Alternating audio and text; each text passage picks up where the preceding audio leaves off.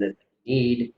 I'm happy to report to you that in the 6th district, so far, everyone has enough equipment, PPE, that that the virus, while it is inhibiting and hampering hospital operations, we are not over capacity anywhere.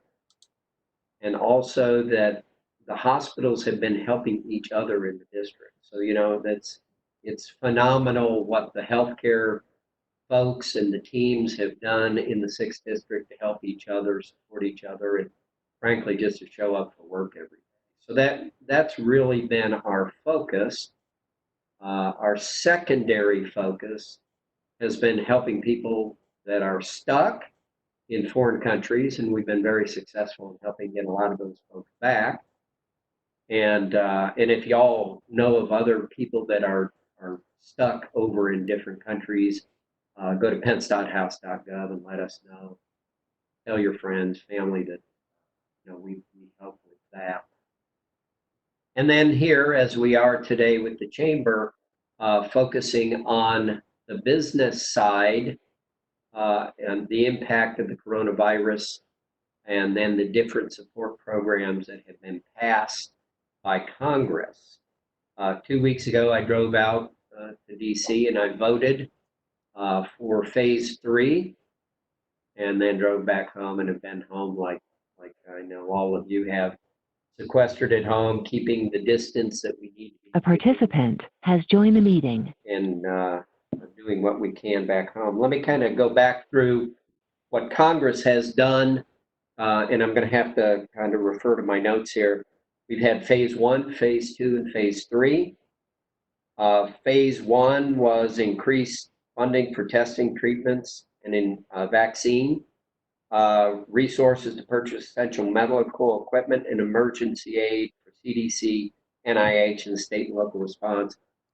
That's the money that the federal government is using to create more tests and stockpile and distribute all of the ventilators, masks, gowns, and the things necessary for the healthcare providers and for everyone fighting this virus. Phase 2 was Family First Act. That was free testing, paid sick and medical leave for workers, emergency nutritional assistance. We put a whole bunch of money into the SNAP program, food for the elderly and for veterans.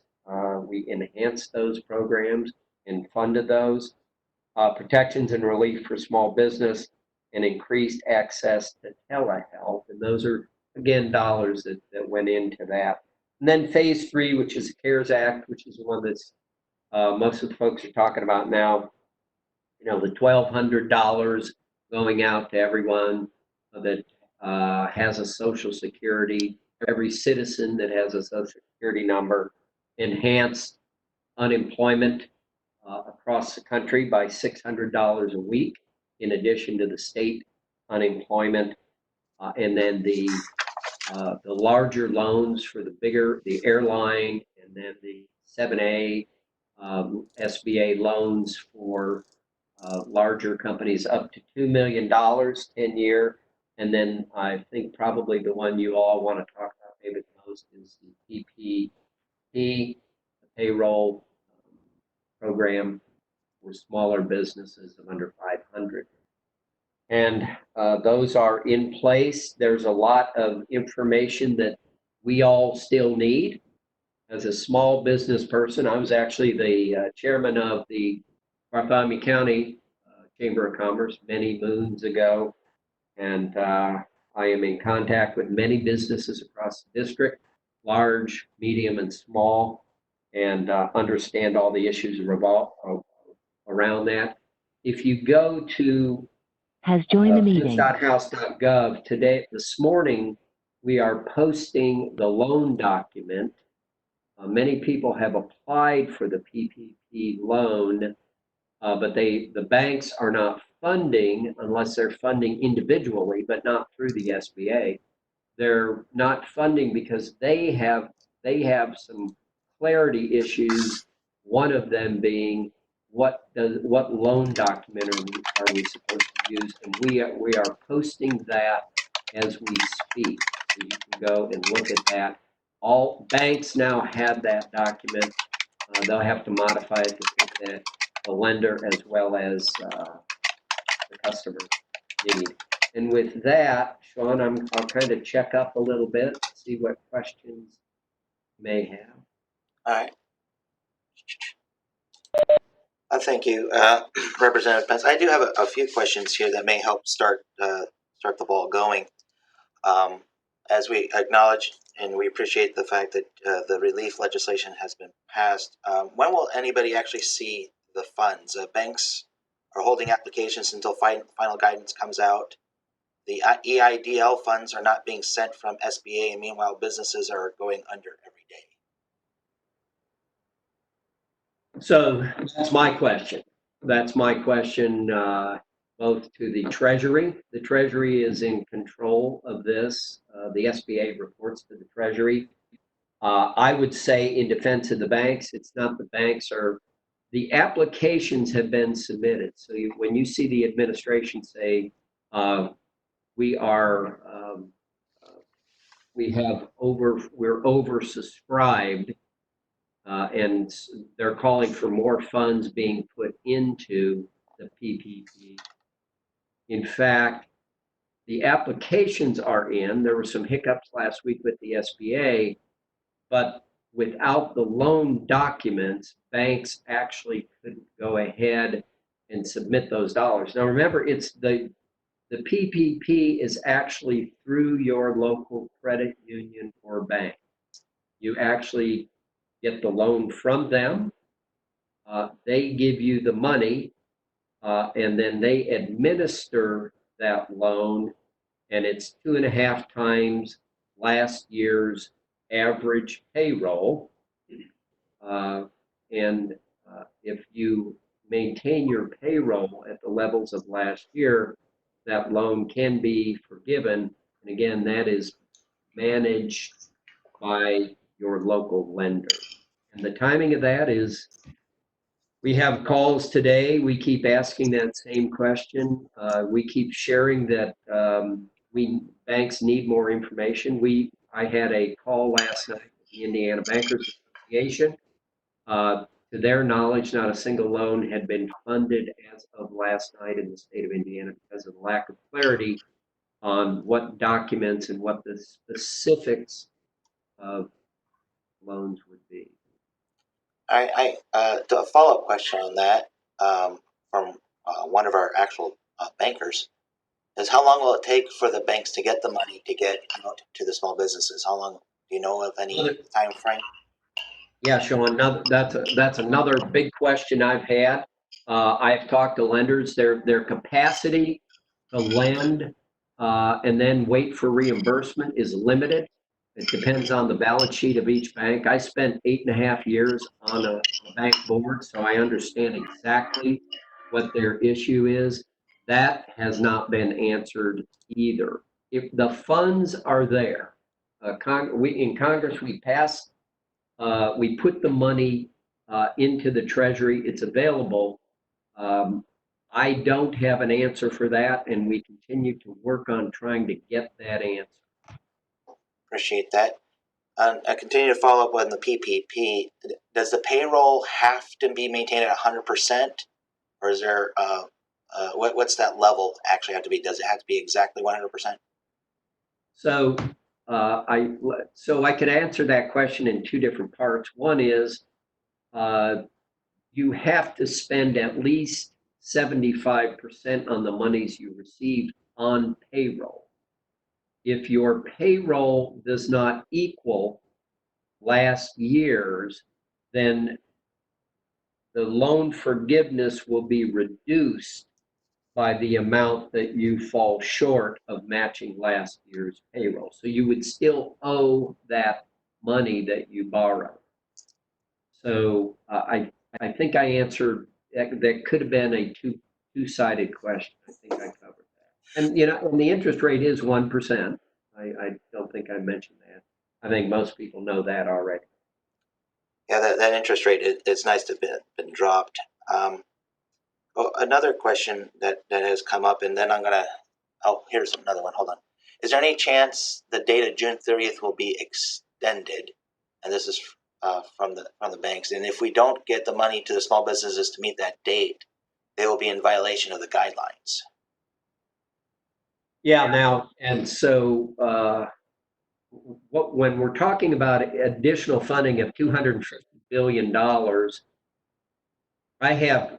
I suspect, now we haven't seen this proposal yet, okay? I am having calls today and tomorrow with our conference. I would not be surprised that that could be not only extended, but the number of months used to determine how much a company could get may be enhanced as well, and more businesses may be included in seeking this type of funding.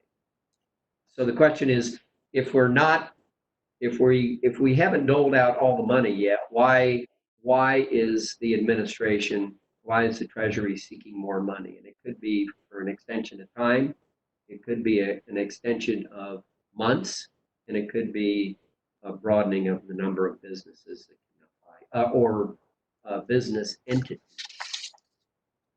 Excellent. Thank you, sir. Do you know anything about, and I'm going to butcher this man's name, I apologize, but Steve, is it Munchin? The Treasury Secretary? Yeah. Mnuchin? Mnuchin, sorry. He stated that all businesses are receiving the $10,000 payroll tax credit. And then he also said that any unused portion of the payroll tax credit would roll over into an annual tax credit for a business. Can you provide any information about this tax credit that all businesses And I think up to $10,000. I think now that is specific, kind of a little bit like if all of your members need to talk to their accountants on how specifically they would seek that credit on their taxes, okay, and when they would do it and how they would do it. There is a formula of going forward when and if and how you can do that. That's a CPA's question. Okay, not a problem. All right. Is the SBA disaster loan a better option for a business with very little payroll then? The SBA disaster loan, which is up to $2 million, it could be. It depends on how liquid. I want to caution everybody that this isn't just free money. Right. You apply for the disaster relief loan on the SBA website, and I would highly recommend, if you think that you have a liquidity problem over and above your payroll issue, the disaster relief loan will not be forgiven. But I would go on the SBA site. I have done this. I have looked. It's a 2-pager, and then the SBA will contact you and ask you for more information. And as you move forward, you'll find out if this works for you or not. All right. So can a one-person business apply for the PPP? Sure. Okay. Now, I can get way into the weeds on this stuff, and I want to be careful. I had a person that's never paid themselves a payroll check in their small business, and it would be difficult for them to prove what their payroll was if they never paid themselves salary. They only did a distribution. I see. So the person that never paid a payroll check to themselves would not be eligible. Okay. All right. Now you're a business guy, and the business world has made adjustments for the situation. You know, cutbacks and what they need to do, and to try to stave things off. When do you think the federal government will be able to reduce its expenses accordingly and give the taxpayers a break? Well, we sure went in the opposite way on that one. Yeah. Right now, it's all about fighting the virus. It was very difficult. We're in a very, very difficult situation. Virus and what it has done to our country, and the votes that I took to save lives a couple of weeks ago, and where that puts our debt is not good. Deficit, spending, but it's safety first, health and safety. All right. All right. What I want to try to do here, and as scary as this is, not everybody can type in a question to me because some of them are call-ins. And so, what I'd like to do, if possible, is to open it up to if anyone has a question for you, Representative Pence, Sure. and to let them ask the question. For them to do that, though, the person will need to unmute, and please wait until I recognize that you've unmuted yourself, and then I'll ask you to go ahead and ask your question.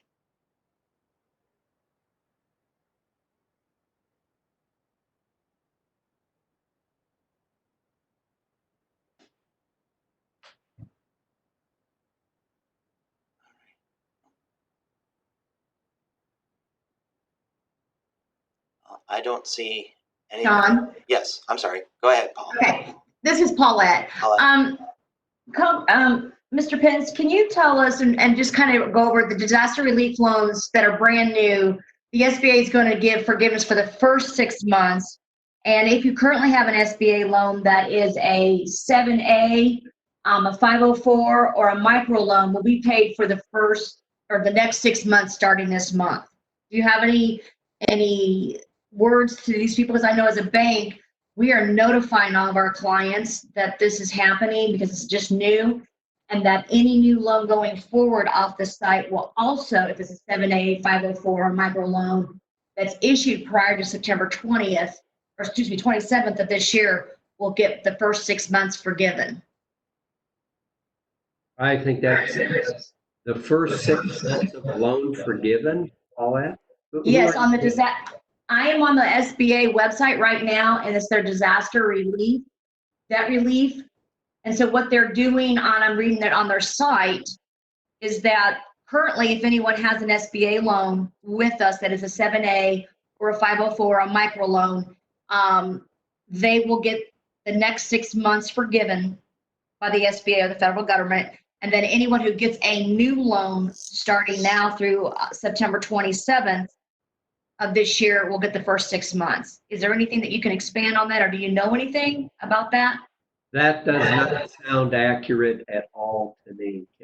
We're going to look into that.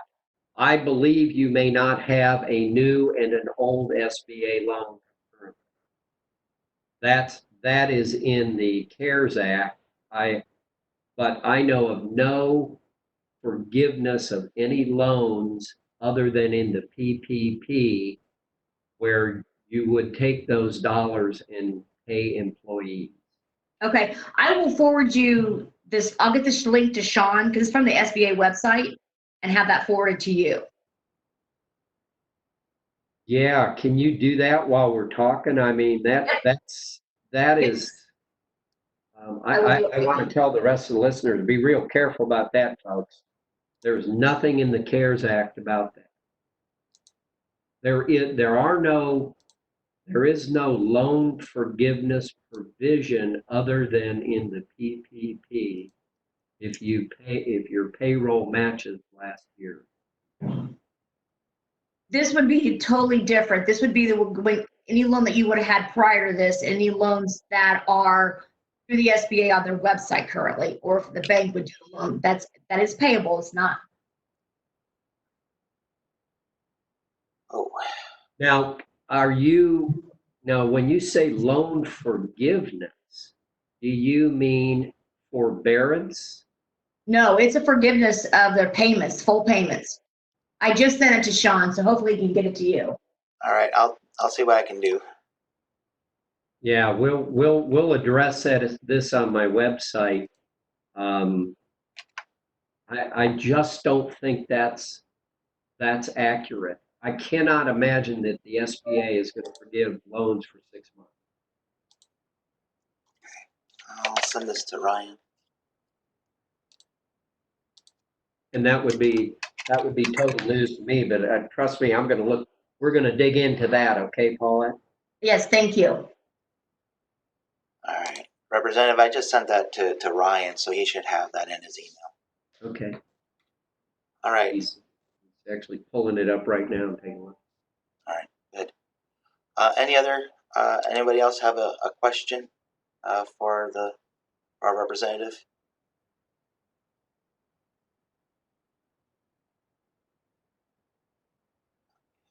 See, I don't see any other questions there. I'll check the chat real quick again. All right, here's another question. Can you explain how the employee retention credit works?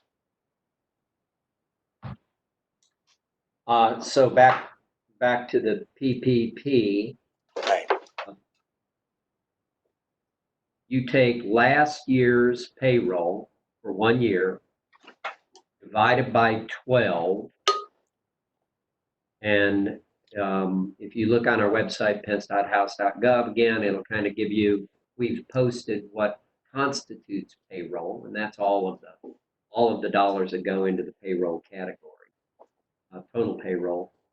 You divide by 12 and multiply by 2.5, and then you agree that you're going to pay your employees for 8 weeks at that same weekly rate that you use to compute 2.5. So it's a 0.25% more than just payroll. 0.25% of more of over and above a typical monthly payroll. Okay. You would have available to pay other expenses like interest, utilities, things like that. Excellent. Thank you, sir. Anyone else have a question for Representative Pence?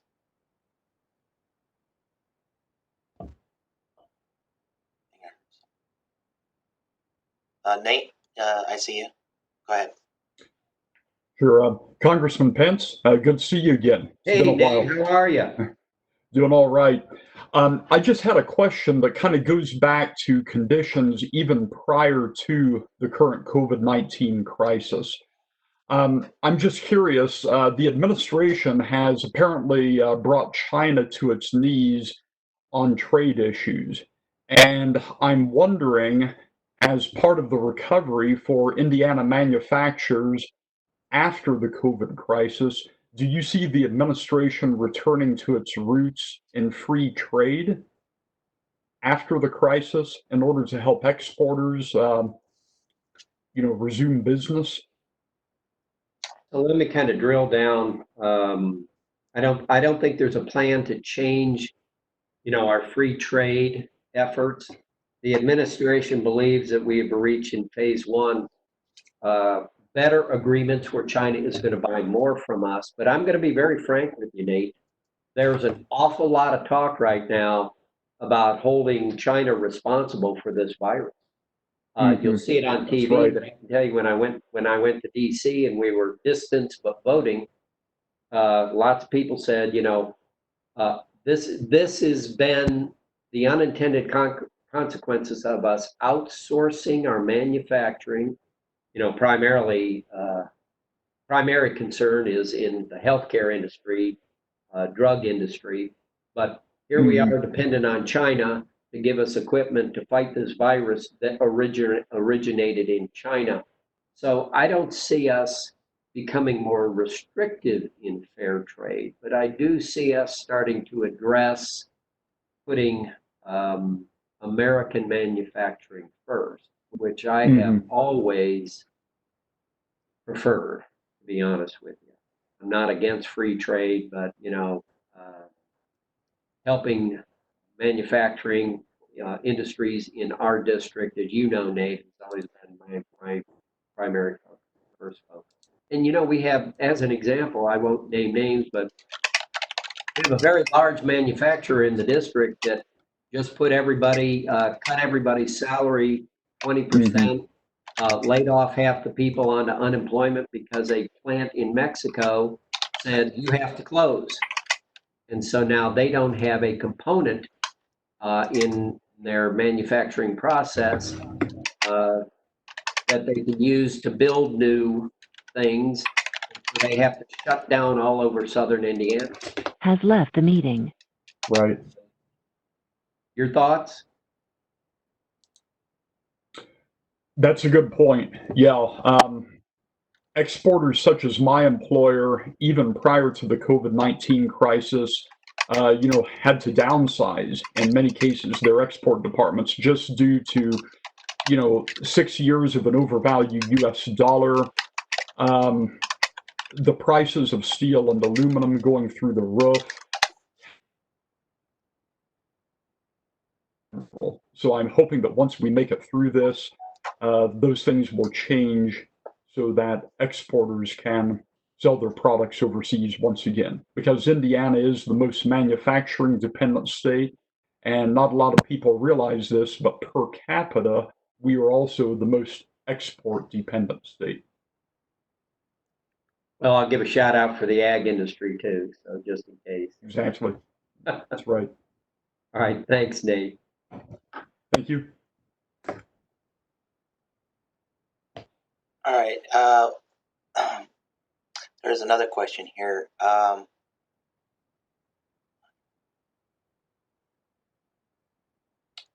see it. All right. Is there any other questions for our congressman?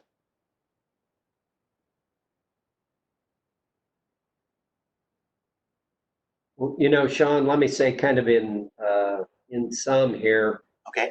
health and safety first. I will continue to focus on that. But I understand the impact on small businesses having. Being a small businessman, we've got to beat this virus first. And then we need to make sure that small businesses are still around for people to get their jobs back, whether they were laid off or they're under the PP program for 8 weeks. And we will remain diligent and focused on that. And finally, reach out to us, folks. Pence.house.gov. All the people will look something up for you. We'll get an answer. If I was unclear about something, if you need help, that's what we're here for. A big shout out to all the healthcare folks that are showing up to work every day. God bless them, and I hope everybody stays safe, and we'll get through this. So thank you. Hey, could you repeat your email address real quick for everyone? Angie Waters of Newcastle. Has left the meeting. Pence.house.gov. Pence.house.gov. Oh, we appreciate that, Congressman. And did you have any update on that? Looking at that link that was sent to you? No, we'll get that. We'll get that out, and we'll try to figure out what our confusion on that is. Okay. Appreciate that, and thank you so much, Congressman. And before we log off on this meeting, thank you everyone for coming on. We appreciate that. Tomorrow at 10 o'clock in the morning, we have another webinar regarding marketing for businesses, and we look forward to having as many of you on there as possible. It's going to be put on by our own Christy Regal. So please, if you have any information or questions on that, you can email me at info@nchcchamber.com. Also, for everyone, Congressman Pence's Deputy Chief, Mr. Jamal Ryan, and I will be in contact with each other. So if there's other things that need to be done, documents or anything, I'll be in contact with the office, and I'll be more than willing to transfer that back and forth between as a conduit. With that, I'd like to thank everyone, and have a good day. All right. Thanks, Sean. God bless. Bye. A participant has left the meeting.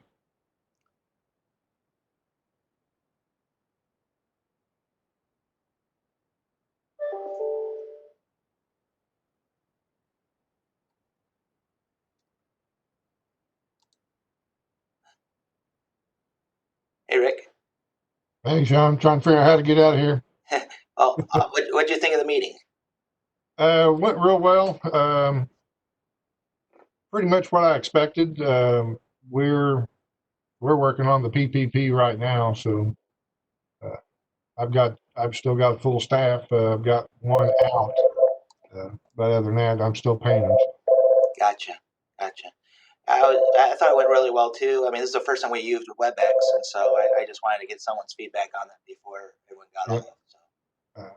I don't know how to work it very well. I could only see a few people on there, and I kind of fooled around with it while we were on there. But Well, I kind of locked the congressman's screen so that way everyone just saw him instead of if noise. Usually, when a microphone gets picked up, that the video of that person will be sent to everybody's screen so everyone can see them. So that could cause some confusion. So I thought I'd just lock the congressman's screen for everyone to see that. well, I went up to the top and played around with a few different buttons and stuff.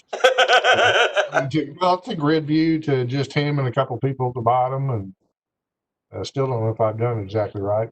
Right. Worked out. All right. Good seeing you. Hey, it's good to see you, Rick, too. Tomorrow's thing with Cindy, Christy Regal.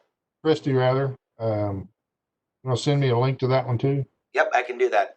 It's a little tough with us since we opened at 10, so that's all right. But I'll get on there. All right, that sounds good. Thank you, See you, Rick. my friend.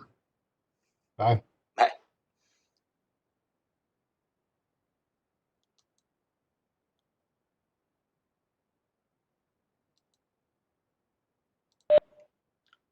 Okay. Stop the recording.